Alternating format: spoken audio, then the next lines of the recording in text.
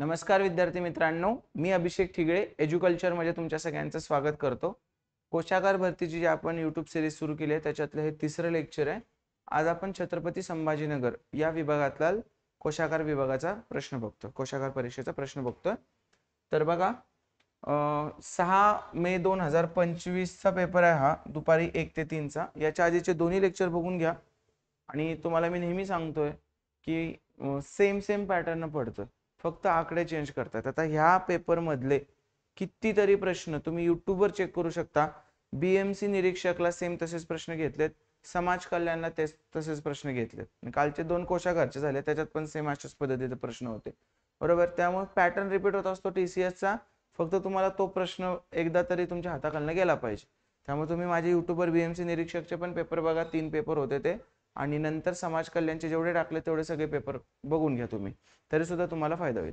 आणि तुम्हाला सगळं हे एकसाथ पाहिजे असेल तर माझी ही बॅच आहे की ती तुम्ही जॉईन करू शकता। या बॅचचं नाव मी दिलेलं आहे सरळ सेवा PYQ बॅच 2025। याच्यामध्ये आपण मॅथ आणि रिझनिंगचे शिकवणारे 2 फोल्डर देतो की त्याच्यात प्रॉपर शिकवलं जातं व्यवस्थित, type wise level wise example घेऊन, आणि त्याच्यानंतर ह्या सर्व एक्झामचे PYQ आपण त्याच्यात देतो। म्हणजे रिसेंट मध्ये आपण समाज कल्याणचे अपलोड केलेत, बीएमसी चे PYQ अपलोड केलेले आहेत। हे तर आधीचे परीक्षा होते, PCMC तलाठी वगैरे याच्या आधीचेच होते ते तर तिथं आहेतच। आणि मग सेम असाच त्याच्यात एक कोशागारचा फोल्डर बनून जाईल आणि ICDS चा सुद्धा फोल्डर बनून जाईल। 1 वर्षासाठीची ही बॅच आहे, 999 रुपये त्याची फी आहे। आणि इथून पुढे पण जे आपण एक्झाम होतील किंवा आधीच्या काही मला जिथं रिस्पॉन्स शीट मिळतील त्या सगळ्या एक्झामचा आपण त्याच्यात PYQ session, PYQ explanation session घेणार आहोत, की जेणेकरून तुम्हाला तो पॅटर्न कळावा आणि एकदा तो TCS चा पॅटर्न घुसला ना डोक्यात, तुम्हाला वाटेल की ह्यासारखं सोपं काहीच नाही, कारण व्हेरिएशन काहीच आणत नाही। त्यांच्याकडे एकच व्हेरिएशन आहे की नंबर ऑफ एक्झाम्पल्स त्यांनी आधीच तयार करून ठेवलेत आणि फक्त प्रत्येक ह्याच्यानुसार परीक्षेनुसार ते आकडे चेंज करून एक्झाम्पल टाकतात, ठीक आहे। त्यामुळे इझी आहे, फक्त एकदा तुम्ही नीट व्यवस्थित शिकलं पाहिजे, कन्सेप्टने शिकलं पाहिजे। फॉर्म्युला एक्स आणि वाय यानं शिकून काही उपयोग होत नाही, तुमच्या कन्सेप्ट क्लिअर असतील तरच। आणि तुम्ही स्वतः मला सांगा कोण घेताय का हे पेपर, सांगा। समाज कल्याणचा एक पेपर घेऊन दाखवलाय कोणी, सांगा युट्यूबवर अख्ख्या महाराष्ट्रात? नाही, ह्याचं पण कोण नाही, मी एकटाच घेतोय। का? कारण ते फॉर्म्युलाने सुटत नाहीत ना, मग ते पोलकोलच होते की फॉर्म्युला नाही सुटत। सरळ साधी गोष्ट आहे, जर व्हॅल्यू जशा तशा फॉर्म्युल्यात बसल्या तर सुटणार, प्रश्न फिरवून विचारला तर नाही सुटणार। त्यासाठी तुमच्या कन्सेप्टच पक्क्या पाहिजेत, ट्रिकला कन्सेप्ट म्हणायची गोष्ट करू नका। आणि माझ्या मेथडनं सोपं पडतंय म्हणून माझ्या मेथडला तर ट्रिक म्हणू नका, मी प्रॉपर कन्सेप्टने शिकवतो। तुम्हाला एकदा ती कन्सेप्ट कळली की प्रश्न काय फिरवायचा ते फिरवू दे, ओके। चला आजच्या लेक्चरला आपण सुरू करू। एज्युकल्चर ॲपवर आहे हा कोर्स, तुम्हाला सरळ सेवाच्या सेक्शन मध्ये तिथं मिळून जाईल प्रॉपर। छत्रपती संभाजीनगर 6 मे 1 ते 3 PM मध्ये ही शिफ्ट आहे। GHIJNOP ही 7 खोकी एकमेकांवर रचून ठेवली आहेत, पण त्याच क्रमाने ठेवली असतील असे आवश्यक नाही। P हा तळापासून तिसऱ्यावर ठेवलाय। 7 खोकी आहेत, 1 2 3 4 5 6 आणि 7। P हा तळापासून तिसऱ्यावर ठेवलाय, तळापासून तिसऱ्यावर P ठेवलाय। J आणि P मध्ये केवळ 3 खोके आहेत, J आणि P मध्ये, म्हणजे J इथंच येणार आहे डेफिनेटली, 1 2 3, खाली तर येऊ शकत नाही। H आणि N मध्ये केवळ एक खोका ठेवलाय, H आणि N मध्ये फक्त एकच खोका ठेवलाय, तो साईडला लिहून घेतला आपण, करेक्ट। N हा P च्या लगतच वर आहे, N हा P च्या लगत वर आहे, म्हणजे आता H इथं तरी असू शकेल किंवा खाली तरी असू शकेल। डबल केस करून घ्यायची लगेच, एकदा H इथं ठेवायचा एक सोडून, एकदा H इथं ठेवायचा एक सोडून, ठीक आहे। 2 केस एकाच वेळी भरायचे असतात। N हा P च्या H आणि O मध्ये केवळ 4 खोकी ठेवलेली आहेत, H आणि O मध्ये 4 खोकी, 1 2 3 4, नाहीच जागा, बरोबर। इथं बघा 1 2 3 4, इथं आहे बघा जागा ओला इथं, त्यामुळे ही केस काय झाली आपली, फेल गेली। आता I हा G च्या वर कुठेतरी ठेवलेला आहे, I हा G च्या वर कुठेतरी ठेवलाय, म्हणजे G इथं येणार आहे तिथे येणार, ओके। P च्या वर दुसऱ्या स्थानावर कोणता खोका ठेवलेला आहे? P च्या वर दुसऱ्या स्थानावर पहिला दुसरा, कुठला ठेवला रे P च्या वर दुसऱ्या स्थानावर? I ठेवलेला आहे। एकदम शांत डोक्याने करायचं असतं पझल, काही त्याच्यात जास्त मोठं तुम्हाला करावं लागत नाही, शांत डोक्याने समजून घेऊन केलं, खडाखोड होत नाही, काय होत नाही। ज्या गोष्टी माहित आहेत त्या फिक्स मांडायच्या, ज्या माहित नाहीत त्या साईडला लिहून घ्यायच्या, ओके। नेक्स्ट 7 बॉक्सेस EFGHKLM, ठीक आहे। माझ्याकडे जशी शिफ्ट आहे तसे प्रश्न आहेत, आता ह्या ज्या कोणी विद्यार्थ्यांनी पाठवली असेल मला, त्याने इंग्लिशमध्ये सॉल्व्ह केला असेल तर त्याचं जे रिस्पॉन्स शीट येते ना ती पण इंग्लिशमध्ये येते. ठीक आहे, TCSच्या ह्याच्यानुसार. त्यामुळे हा इंग्लिशमध्ये आलाय प्रश्न, पण समजवायची माझी पद्धत मराठी आहे. मग बाकीचे जसे शिफ्ट असतील आपले ते त्या त्या भाषेनुसार असतील. मी काय आता हे इंग्लिशचं आहे तर ह्याला ट्रान्सलेट करत बसण्यात वेळ नाही घालवणार. तुमच्यापर्यंत सोल्युशन घेऊन येणं हे जास्त इम्पॉर्टंट आहे. 7 boxes E, F, G, H, K, L and M are kept one over the other but not necessarily in the same order. Only one box is kept between H and L. H आणि L च्या मध्ये फक्त एकच box आहे आणि 7 boxes इथं मांडून घेऊ आपण. ठीक आहे, only one box is kept above H. Only one box is kept above H म्हणजे एकच बॉक्स आहे वर, सो इथं, आणि H आणि L मध्ये एकचा गॅप आहे तर ते खालीच येणार आहे. आता only 2 boxes are kept below E. E च्या खाली फक्त 2 बॉक्सेस आहेत, सो E इथे येणार, जे खाली फक्त 2 बॉक्सला जागा राहिली पाहिजे. K is kept immediately above F. आता K इमिजिएटली अबव F, तशी एकच जागा राहिली सलग जागा. K is immediately above F. F च्या लगेच वर K आहे. G is kept at some place below M. G is kept at some place below M. So G हे M च्या खाली आहे कुठे तर, जमलं. How many boxes kept between M and K? M आणि K च्या मध्ये किती बॉक्सेस आहेत? 1 2 3 4. किती बॉक्सेस आहेत? 4. इझी. तसाच प्रकारचा प्रश्न होता. The average of first 215 even natural number. मी नेहमी असे एक्झाम्पल आहे काय, तुला पाठ करायचं नाही तिथल्या तिथं तयार करायचं. मी average of first 2 even natural number करतो. 2 4 किती ऍव्हरेज याचा? 2 + 4 6/2 3. मी ऍव्हरेज ऑफ फर्स्ट 3 नॅचरल करतो. 2 4 6 6 4 10 2 12 भागिले 3 4. म्हणजे 2 म्हटलं, 2 समसंख्यांचा ऍव्हरेज म्हटलं तर तो 3 येतोय. 3 समसंख्यांचं म्हटलं तर 4 येतोय. 4 समसंख्या बघू. 2 4 6 8. 8 आणि 6 14 4 18 2 20. 20 भागिले 4 5. 4 समसंख्यांचा ऍव्हरेज म्हटलं तर काय येते? 5 येते. म्हणजे पुढची संख्या येते. तसं 215 समसंख्यांचा ऍव्हरेज म्हटलं तर काय येणार आहे? 216. इथलं इथं तयार केलं आपण. तर हा प्रश्न नाही का आपण BMC निरीक्षकला बघितला, BMC निरीक्षकला बघितला हा प्रश्न. ठीक आहे, परत समाज कल्याणला बघितला असाच प्रश्न. काही नाही, तोच पॅटर्न आहे, तोच सगळा फॉलो होतो. आणि अजून एक गोष्ट, लेक्चर शेअर नाही करत आहे, बघत नाहीये, मुलांपर्यंत तर पोहोचवा. तुम्हाला युट्यूबला पाहिजेत ना, चल सगळे युट्यूबला घेतो, प्रत्येक व्हिडिओला 2000 व्ह्यूज. लगेच मी ऍप मध्ये जे टाकले ते युट्यूबवर रिलीज करत आहे. सिंपल फंडा लावू आपण. आणि काही युट्यूबवरून मला काही पैसे वगैरे काही मिळत नाहीत, हे पण तुम्हाला सांगितलंय मी मागच्या वेळी पण. एकही रुपया आजपर्यंत मला युट्यूब मधून मिळालेला नाही. माझ्या त्या चॅनलवर ऍडव्हर्टाईज येऊ दे न येऊ दे, त्या ऍडव्हर्टाईज कधी कंपल्शन करतं युट्यूब. ठीक आहे, तुला माझी फक्त एवढी इच्छा असते की अरे चांगला कंटेंट पोरांपर्यंत पोचवा. ठेव ना स्टेटस, नको त्या गोष्टींचे स्टेटस ठेवतो ना, टाक तुमच्या ग्रुपवर. काय फरक पडतोय? जे मुलं शिकणारे आहेत त्यांना पाठवा, फक्त तुमच्या मित्रांना पाठवा. एवढेच माझं म्हणणं आहे की जे करतोय ते जास्तीत जास्त लोकांपर्यंत जावं, एवढी एक अशी प्रामाणिक इच्छा आहे. मी अख्खं कुठली कोशागार भरतीचे जेवढे पेपर आहेत सगळे युट्यूबवर टाकेन, प्रत्येक व्हिडिओला 2000+ व्ह्यूज पाहिजेत बस. आता हे डील केलं आपण. तोपर्यंत तर माझ्या ऍपमध्ये टाकत राहील, ज्यांनी पेड बॅच घेतले त्यांना तर मिळणारच ते.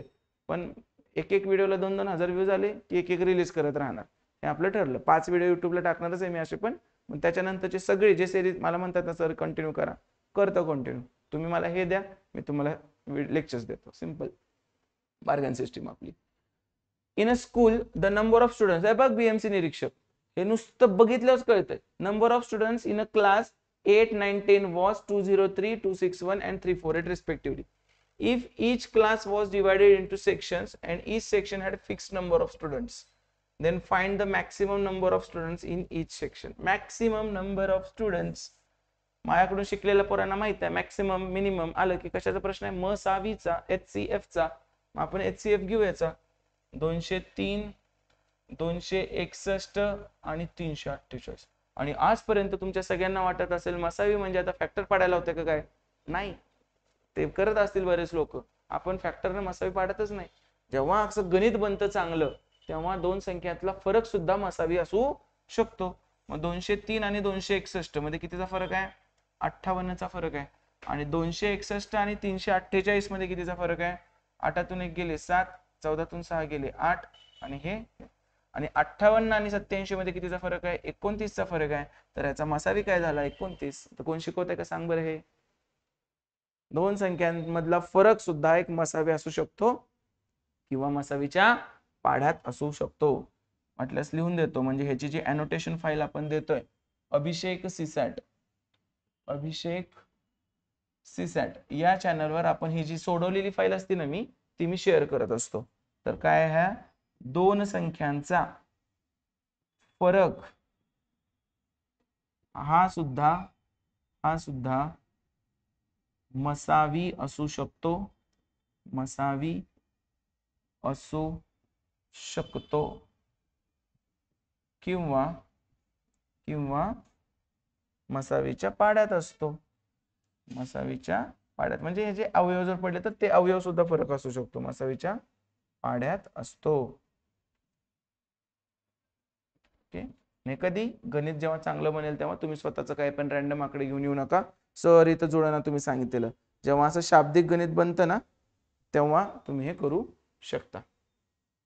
7 friends GHIJNOP are sitting around a circular table facing the center of the table. Only one person sit between J and G when counted from left. ठीक है, 7 person sitting around a circular table. 1 2 3 4 5 6 7. ठीक है. Only one person sit between J and G. J and G च्या मध्ये 1 person counted from left of J. Left of J कडून count केलं, left of J कडून count केलं तर ह्या दोघांच्या मध्ये एकच पर्सन आहे. सर ह्यांना मांडून घेऊ. J ला इथं गेलं, लेफ्ट कडून काउंट केलं तर J आणि G मध्ये एकच पर्सन आहे. J sits third to the left of N. J sits third to the left of N. 3 2 1 left of N. ठीक है. O sits third to the left of I. O sits third to the left of I. 1 2 and 3. ठीक है. Okay. P is an immediate neighbor of both G and N. P is an immediate neighbor of both P and N. आता O I च्या लेफ्टला 3 नंबरला आहे, म्हणजे O इथं येणार आहे, I इथं येणार आहे. 1 2 3 लेफ्टला आला. आणि माणूस राहिलाय कुठला? माणूस राहिला आहे H. H कुठे येणार? इथे. How many people sit between H and P when counted from left of H? So left of H इकडं 1 2 3. H आणि P मध्ये किती लोक आहेत? 3 लोक बसलेले आहेत. Done. Easy puzzle. The fraction equivalent to, आता 90 90 90 रिपीट झाले तर कसं लिहितो आपण? 5 90 बाय 99. 2 डिजिट रिपीट झाले तर 2 9 लिहायचे, 3 डिजिट रिपीट झाले तर 3 9 लिहायचे, 1 डिजिट रिपीट झाला तर खाली 1 9 लिहायचा. एवढं सिंपल आहे. याला भाग घालवा. 9 10 90, 9 11 99, म्हणजे शेवटी आलं काय? 5.10 ह्याला नीट करू. 11 5 55 आणि 10 65, 65/11. Option number 1. किती इझी आहे का नाही? इझी. ते सांगतो मी तुम्हाला. हे सगळं घेतलेलं आहे आपण फ्रॅक्शन मध्ये. ठीक आहे. नेक्स्ट. तर हे बॅच विषयी थोडीशी मी माहिती दिली होती.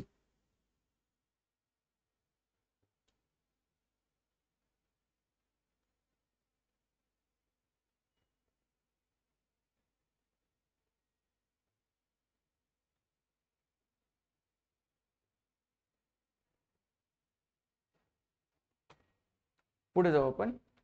दिस question is based on 5 3-digit number. हे असं दिलेलं आहे. What will be the resultant if the second digit of the highest number. Highest number कुठला आहे याच्यातला? 863. त्याच्यातला सेकंड डिजिट कुठला आहे? 6. is added to the third digit of the lowest number. Third digit of the lowest कुठला आहे? 219. त्याचा third digit आहे 9. याच्यात ऍड केला तर काय मिळते? 9 आणि 6 15. लहान मुलाचा प्रश्न. The 7-digit number 71A176B 71A176B is divided by 24. What is the minimum value of A plus B? आता मला सांगा 24 न डिवाइड करायचं आहे, याचा अर्थ ते 4 न पण झालं पाहिजे. 4 सख्ख 24 आहेत, तर 2 न पण झालं पाहिजे आणि 3 न पण झालं पाहिजे. बरोबर. किंवा 8 न वगैरे झालं पाहिजे. करेक्ट. मग मला सांगा, जर आणि तुम्हाला काय विचारलंय? ए आणि बी ची बेरीज विचारलंय. ए आणि बी ची कमीत कमी बेरीज काय असेल? तर आता बेरजेसाठी आपल्याला 3 माहित आहे, तर 3 घेऊन बघू आपण. 3चं काय कसोटी असते? सगळ्यांची बेरीज 3च्या पाड्यात पाहिजे. 7 आणि 1 8, 8 आणि 1 9, 9 7 16, 16 आणि 6 22. ठीक आहे. मग 22 मध्ये मी किती मिळवलं तर 3 ने भाग जाईल? 22 मध्ये जर मी 2 मिळवलं, 2 22 मध्ये 2 मिळवलं तर 24 येतंय आणि 3 ने भाग जातोय का? जातोय. Option number. म्हणजे ह्या दोघांची मिळून बेरीज किती पाहिजे? 2. ठीक आहे. तुम्ही म्हणाल सर 4चं काय? त्याचं पण होईल. 4ची कसोटी काय? शेवटचे 2 अंक काय पाहिजेत आपल्याला? 4च्या पटीत पाहिजे. 2 बेरीज पाहिजे असेल तर 1 1 तर येऊ शकत नाही, कारण विषम संख्या असेल तर 4 ने जाणार नाही. इथं जर 2 घेतलं मी, इथं 0 घेतलं तरी पण नाही येणार. 62 ला 4 ने जात नाही. पण जर मी इथं 0 घेतलं आणि इथं 2 घेतलं तर 60 ला 4 ने जातोय. संपला विषय. आणि ह्याला पण 760 ला पण 8 न पण भाग जातोय, बरोबर, कारण 24 ने भाग जायचा असेल तर 24च्या फॅक्टरने पण भाग जातो. 1 2 3 4 6 8 12 आणि 24 सगळ्यांनी भाग घ्यायला पाहिजे. मग आपण ते चेक केलं, आपल्याला जे जमतंय ते फक्त 3 वरनच कळालं आपल्याला की आन्सर काय पाहिजे. Next. In each of the words, each vowel is changed the letter immediately following it in English alphabet. Vowel आधीच्यानं केलंय. So D, नंतर इथं Z, N, H, आयच्या आधीचं H. And each consonant changed to letter immediate preceding in the English. Immediately following, sorry, in each of the words, each vowel is changed to the letter immediately following it. Following it म्हटलं नंतरच आहे. ठीक आहे, sorry. Following म्हणजे नंतर येणार. E, F, A, B, O, P, I, J. आणि consonant काय? Letter immediately preceding it. Consonant काय? आधीच्याचं. O, P, S, T, G, H, R, S, M, N. आधीचं घ्यायचं आहे. S, T, S, T, R, S. तर विचारलं काय? In how many letters cluster thus found will no vowel appear? vowel येणारच नाही. आता ह्याच्यात vowel आले. GBR मध्ये vowel आहे का? नाहीये. MPS मध्ये नाहीये. JSR मध्ये नाहीये. म्हणजे 3 शब्दामध्ये vowel येत नाही. vowel म्हणजे स्वर A, E, I, O, U. Next. A man spent 75% of his monthly salary on the rent his house. If every month he also spend 895 on his convenience, 8013 on his grocery and saves the remaining 373. म्हणजे ही बाकीची रक्कम आहे. 75% तो रेंटला देतोय, बाकीचा खर्च हाय. म्हणजे हा जो सगळा खर्च आहे तो किती असणार आहे? 25% असणार आहे. 5 आणि 3 8, 8 आणि 3 11. ठीक आहे. परत 1 आला, 9 ने 1 10 7 17 ने 1 18, 1 आला, 8 आणि 3 11 ने 1 12, 1 आला आणि 8 आणि 1 9. 9281. हा त्याचा काय आहे? 25% खर्च आहे. मग त्यांनी काय विचारलंय? त्याची सॅलरी 25% म्हणजे 1/4 आहे. म्हणजे ह्याची चौपट काय असणार आहे? त्याची सॅलरी असणार आहे. हे 1/4 असेल. 25% म्हणजे 1/4. किंवा तू असं कर, 9281 म्हणजे 25%. तर 100 म्हणजे किती? 25 चोक 100. हे आधीच कळलं मला. पाव आहे, मी डायरेक्ट 4 न गुणणार होतो. मग 4 1 4, 4 8 32, 4 2 8 आणि 3 11, 4 9 36 आणि 1 37. 37,124. कळलं? Next. A number when increased by 60% gives 2440. 60% ने इन्क्रीज केल्यावर, 60% इन्क्रीज होणे म्हणजे 160% होणे, आणि 160 म्हणजेच काय रे? 2440 आहे. द नंबर इज, तो नंबर किती असतो? 100% असतो. तो 0 0 गेले, 16 1 16, उरले 8, 16 पंचे 80. ठीक आहे. उरले 4, 16 दुनी 32, 16 पंचे 80 गुणिले 100 म्हणजे 1525. लहान मुलाचे प्रश्न येते माझ्या कन्सेप्टने, तर एक्स वगैरे काय पकडावं लागत नाही. In a certain code language, rats is coded as 8432 and task is coded as 3894. What is the code for K in the given language? काय म्हणलंय? ATS. इथं पण ATS आहे, इथं पण ATS आहे. इकडं 3 8 4 आहे आणि इकडं पण 3 8 4 आहे, बरोबर. त्याने विचारले K साठी. आता 3 8 4 तर गेलं, 3 8 आणि 4 गेलं, तर K साठी काय उरतंय? 9. तर K साठी काय? 9. कॉमन मागच्या कोशागारच्या पेपर मध्ये पण हा होता. ठीक आहे. एज्युकल्चर हे ऍप डाउनलोड करू शकता. आणि ही आपली सरळ सेवा PYQ बॅच, ज्याच्यामध्ये आपण शिकवणारे 2 फोल्डर पण देतोय, ती तुम्ही जॉईन करू शकता. आणि या लेक्चरची अनोटेशन PDF अभिषेक सीसॅट या टेलिग्राम चॅनलवर आहे, जेणेकरून ते रिव्हिजनला तुम्हाला खूप भारी पडतं. लेक्चर रिव्हिजनला रिपीट बघणं अवघड वाटतं, टाइम जाईल त्याच्यात, वेळ खूप वाटतं. पण PDF नुसती तुम्ही अशी ओव्हरलुक केली तरी तुम्हाला सगळ्या गोष्टी कळून जातील. Anjali bought a toy for 807, decorated it at a cost of 5. 807 चा टॉय आहे, 5 रुपये त्याला डेकोरेट करण्यात गेले, म्हणजे ते थोडक्यात तिला पडलं 812लाच पडलं. 807 अधिक 5 रुपये 812 रुपये. आणि ते विकलं कितीला त्यानं? 838ला विकलं अंजलीनं. मग कितीचा फायदा झाला तिला? 8तून 2 गेले 6, 3तून 1 गेला 2, 26 रुपयाचा तिला फायदा झाला असेल. तर पर्सेंटेज विचारलं. ठीक आहे, तर 812 वर 26 रुपयाचा फायदा, तर 100 वर किती? 2 न भाग जातो याला, 2 न भाग घालवा. 13 बेचोक 8, बेशून्य 0, बेसख्ख 12. अजून काय? अजून 2 न जातोय. बेदुनी 4, बेशून्य 0, बेत्रिक्क 6. आणि इकडे काय येणार आहे मग? बेपंचे 10, बेशून्य 0, म्हणजे 13 5 65, 650 छेद 203. एवढा टक्के काय झाला तिला? नफा झाला. एवढा टक्के तिला नफा झाला. 650 छेद 203% प्रॉफिट. Okay, next. हे ऑप्शन बघितले की घाबरतात. काय घाबरायचं? आपलं नेहमीप्रमाणे तर केलं. A trader gives 20% discount on the mark price of an article and gives 11 article free for buying 61 article and gain 22% in the entire transaction. Assuming a customer pays for 61 article, the mark price of an article is what percent more than its cost price? Simple गोष्ट पकडू. एका गोष्टीची mark price 100 रुपये असं समजलं का? ठीक आहे. ट्रेडर ते 20% डिस्काउंट न देतोय, 20% डिस्काउंट न देतोय. याचा अर्थ काय झाला रे? याचा अर्थ तो 80ला विकतो. Okay. And gives 11 articles free for 61, म्हणजे 61 आर्टिकल जर कोणी घेतले तर 11 फ्री देतो तिला, म्हणजे 72 आर्टिकल मिळतात. आता मला सांगा, 61 आर्टिकल 80 रुपयाने देत असेल तो, तर ते कितीला पडतायत? 61 × 80 रुपयाला पडत असणार आहे. पण हे असं केल्यानंतर त्याला फायदा कितीचा होतोय? याच्यात पण 22%चा फायदा आहे म्हणतोय. म्हणजे हे जे काही मिळतंय ते त्याला 22% फायद्यासहित मिळतंय, म्हणजे 122%ला मिळतंय. जर मी याला 100 न गुणलं तर मला याची कॉस्ट प्राइस मिळेल की नाही? 61 गोष्टींची मला कॉस्ट प्राइस मिळून जाईल. बघा, 61 एक्के 61, 61 दुनी 122, बेक बे 40. तर 40 गुणिले 100 काय असणार? 4000 रुपये कॉस्ट प्राइस असणार आहे. बरोबर? त्यानं जेवढं काही दिलं त्याची कॉस्ट प्राइस किती असणार आहे? 4000 रुपये. पण गिरायकाला मिळालेत किती गोष्टी? गिरायकाला मिळालेत 72 गोष्टी. आणि हे असलं काय नसतं तर गप त्याने MRP वर विकलं असतं, आणि गिरायकाला पण ते MRP वर 72च्या 72, त्या 11 फ्री पण नाहीत दिल्या, बरोबर, आणि ते 20% डिस्काउंट पण नाही दिला. मग 72 गोष्टींसाठी गिरायकाला MRPच्या दृष्टीने किती पे करायला लागलं असतं? 72 गुणिले 100, दॅट इज 7200 पे करायला लागलं असतं.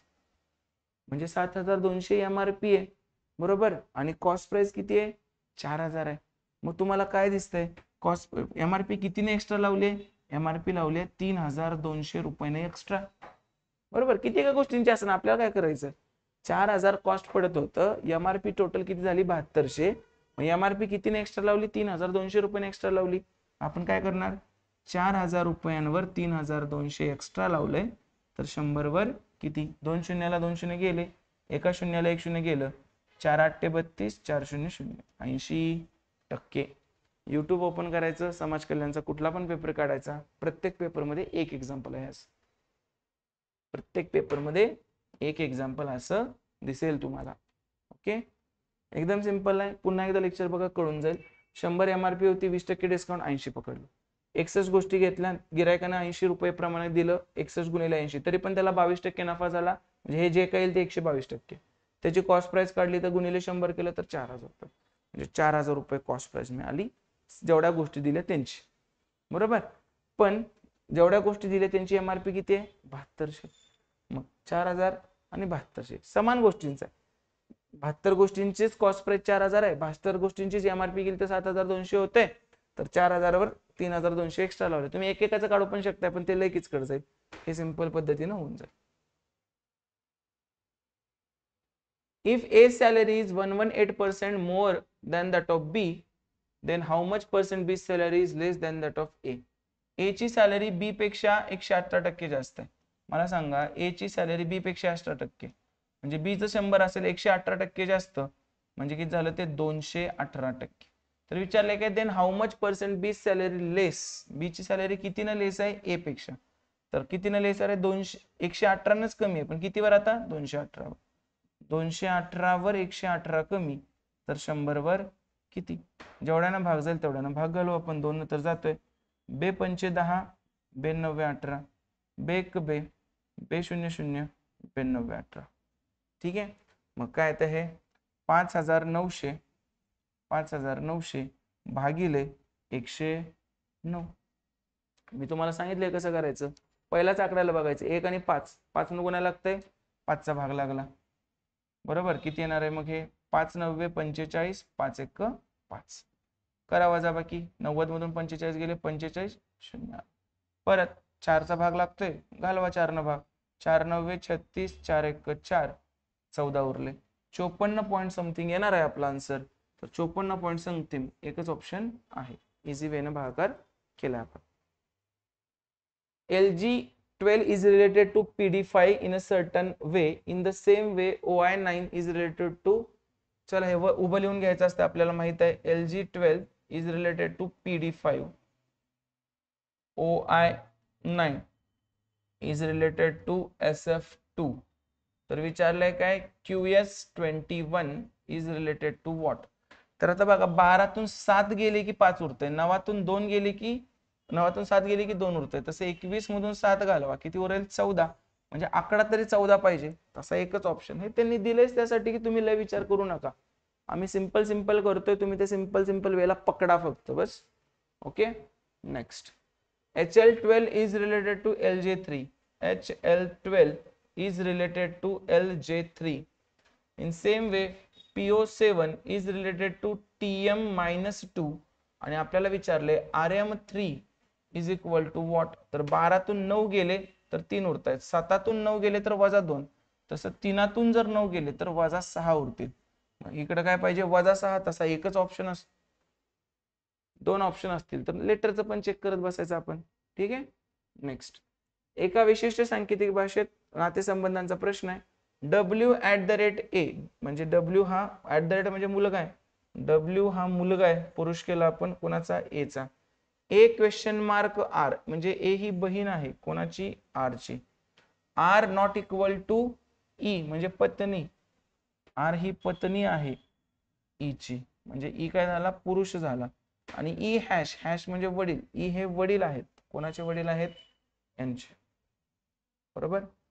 आता विचारलं की W चे N सोबत नाते काय, W चे N सोबत, W कोण आहे रे, W मावशीचा मुलगा आहे, म्हणजे आईच्या बहिणीचा मुलगा, मावशीचा मुलगा. W कोण आहे यांचा, R आई झाली, R ची बहीण A झाली, मावशीचा मुलगा. एज्युकल्चर ऍप शिकवणारे 2 फोल्डर आहेत, बरेच जण विचारतात त्यामुळे सारखं सांगतोय मी. आणि ह्याची PDF आपल्या अभिषेक CSAT या टेलिग्राम चॅनलवर तुम्हाला मिळून जाईल. तुम्हाला काही डाऊट असेल तर तिथं माझा कॉन्टॅक्ट नंबर आहे, याच्यावर तुम्ही मला विचारू शकता. आणि खूप सारा कंटेंट आहे हा, सो प्लीज बार्गेन करू नका. मला तो डेटा तर तुमच्या कोर्समध्ये ठेवायचे पण चार्जेस लागतात, त्यामुळे बार्गेन करू नका. मी फी खूप कमी ठेवलेली आहे, 999 रुपये फी ठेवलेली आहे, त्याच्यात कंटेंट 60च चाललंय. ठीक आहे. तुम्हाला जसा पाहिजे तसा तुम्ही यूज करू शकता. तुम्हाला वाटलं की हे इझी लेवल हे मला येते, राहू दे. तुम्हाला वाटलं समाज कल्याण बघायचं आहे, तलाठी बघायचं आहे, आणि BMC निरीक्षक बघायचं आहे, कोशागार बघायचं आहे, तेवढं बघा. मी माझ्याकडून सगळं देतो तुम्हाला. ठीक आहे. तुम्हाला जे हवं तेवढं त्यात बघून घ्या, सगळं एकातच टाकतोय. परत सारखं पे करायची गरज नाही. नवीन काढले की नवीन पे असलं काहीच नाही. पुढं पण काय घेतलं तरी पण ते तुम्हाला, जोपर्यंत तुमची 1 वर्षाची व्हॅलिडिटी संपत नाही, सगळं मित्रांना त्या वर्षात मी जे काही घेईल ते. ओके.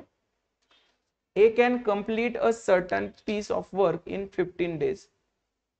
A 15 दिवसात एक काम करतोय, B 18 दिवसात तेच काम करतोय, आणि C 24 दिवसात तेच काम करतोय.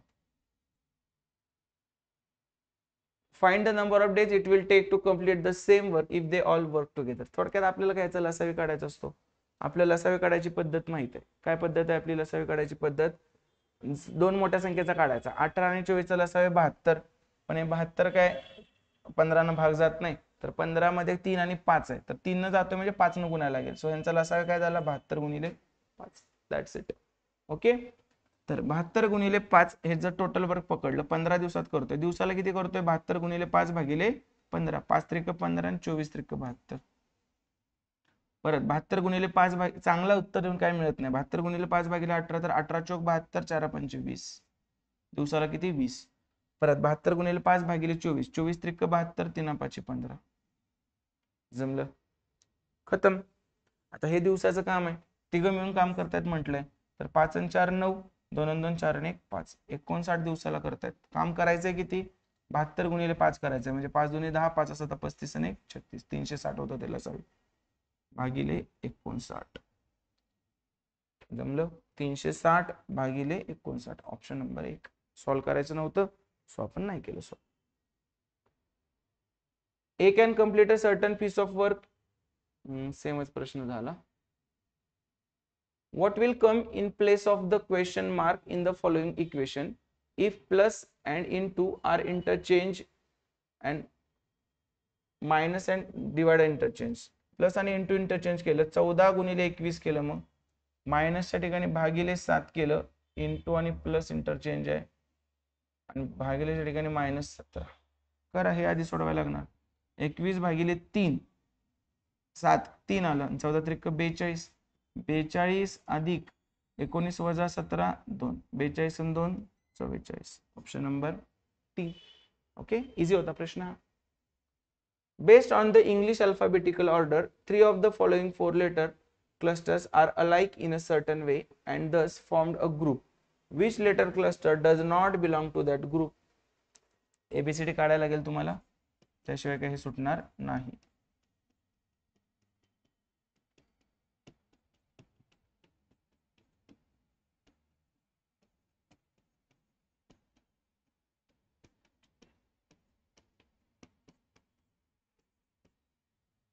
अजून पुढे काय प्रश्न असतील तर त्यासाठी मी कॉपी करून घेतो हे.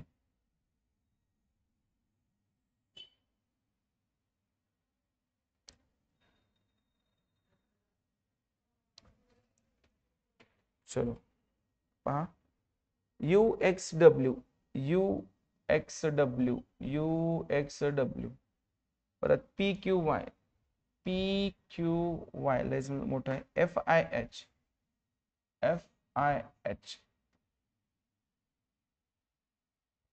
UXW, म्हणजे हे दोन तर सेम झाले ना. LON बघा, LO आणि N हे पण सेम झालं. ठीक आहे, म्हणजे गटात कुठलं बसत नाही, स्ट्रक्चरच वेगळं आहे ना त्याचं. हे कसं आहे बघा, 2 सोडून आणि त्याच्या अलीकडचं, 2 सोडून परत अलीकडचं. ठीक आहे, सेम मग तसं पाहिजे होतं आपल्याला. नेक्स्ट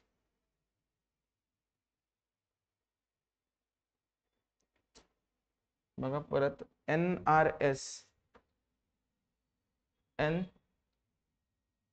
R आणि S 3 सोडून आणि जवळचं, FIK 2 सोडून 1 सोडून, JNO जे नंतर 3 सोडून आणि लगेच जवळचं, म्हणजे हे सेम आहे, झालं, हे वेगळं आलं, लगेच लगेच करून जातं.